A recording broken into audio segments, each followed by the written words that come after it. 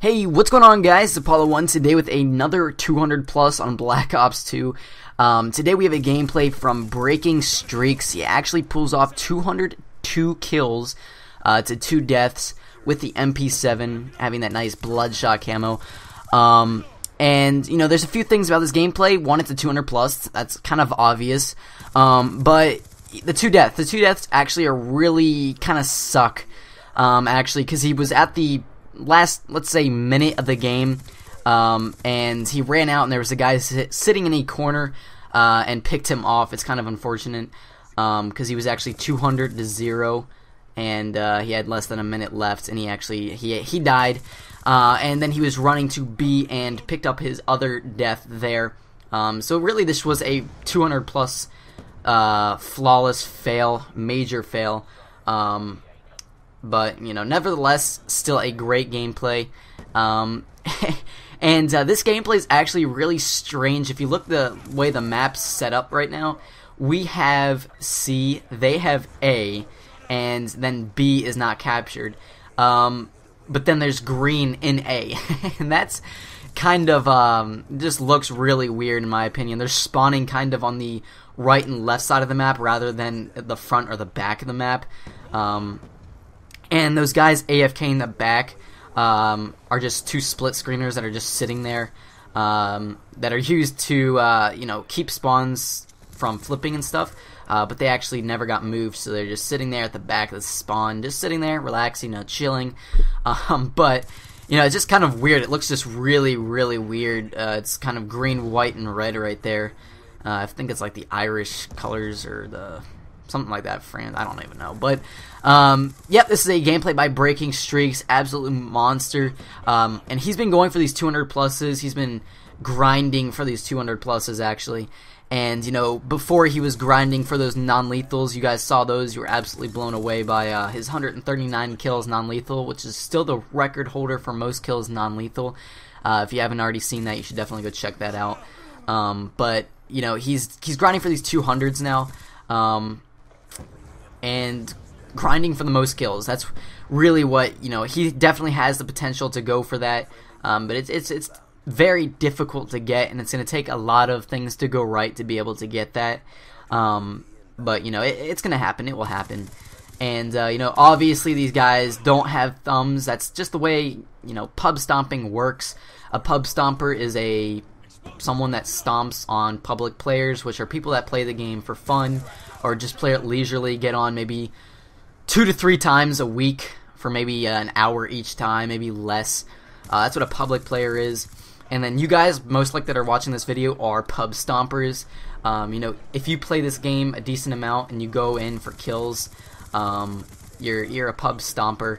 And, you know, these guys are just leisure players that don't know what's going on. They just playing it for fun. You know, that's really what all these pub stomping games are going to be. You know, if you want to see gameplays against people that are really, really good, that's competitive. That's what the competitive scene's there for. Just you know, if you want to see 2 really good teams playing against each other, you're not going to see many kills. And if you see, you know, it's going to be probably, if you see a good competitive match, you know, they might get around 20, 30 kills, but they're going to pick up 20 deaths as well. And, you know, if you're really looking into that's what competitive's there for.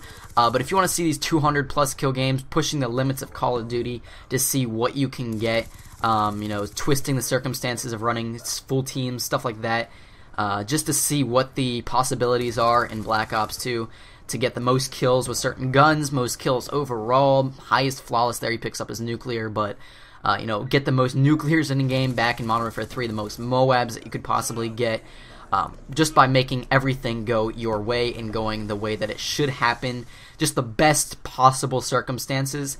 That's really what pub stomping's all about. And right there you can actually see there's only 4 or 5 guys in the game right now, so this honestly should have been a 230 plus game, no doubt, because right there he was just running around, not doing anything.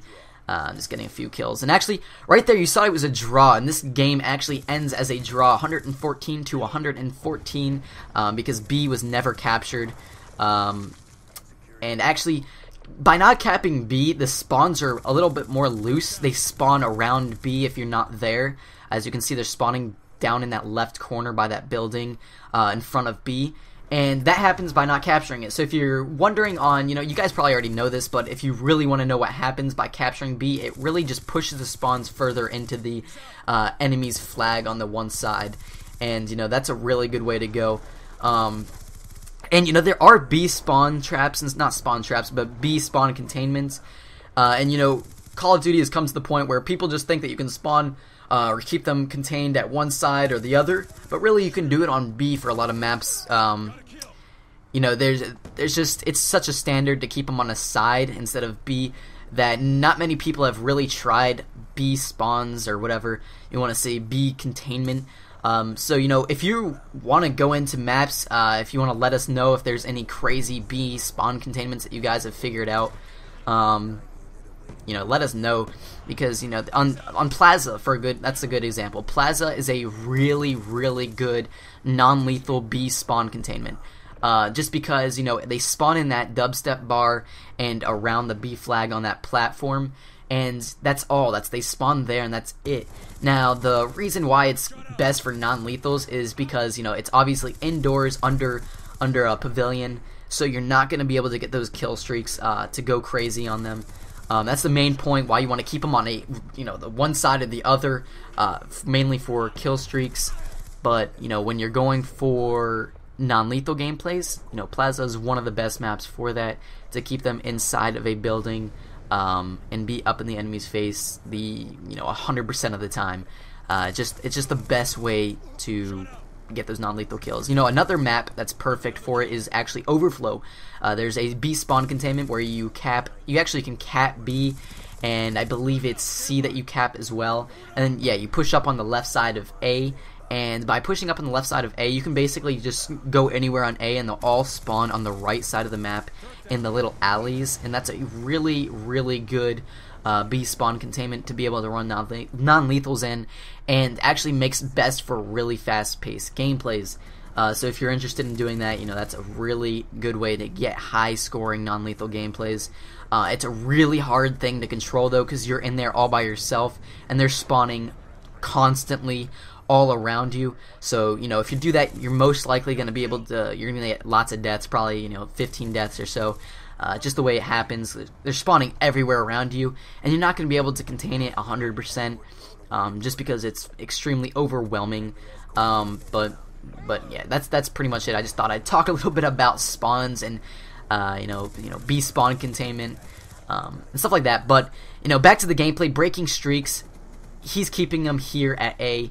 But we didn't cap B the entire game, which makes the spawns a little more flexible, a little open. So there was a few things that went wrong in this game, but nevertheless, still a 200 plus, only 2 deaths as well. It's unfortunate that he died twice at the end. It could have been a 200 plus flawless easily, no doubt. I think his deaths, did I cut the deaths out? I think I might have cut the deaths out. But as you can see, he's still on a gun streak. I think he went on like a 40 something gun streak, 45 gun streak, something like that. And the MP7 is definitely the way to go, guys. If you're still using the PDW, don't switch, because the PDW is actually really, really weak now. And so actually that makes gameplays with the PDW better now, because the gun is not as good anymore at all. It's completely trashed to at least what it used to be. It's still a decent gun, but it's definitely nowhere compared. Right there, he actually dies. But it's nowhere compared to the MP7, the MP7's range and everything. But anyways, guys, hopefully you guys enjoyed. It's been Apollo 1, and I'm out. See ya.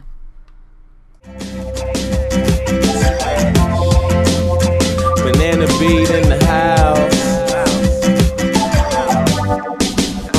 Hey yo, I remember way back then when I was a kid. I can't believe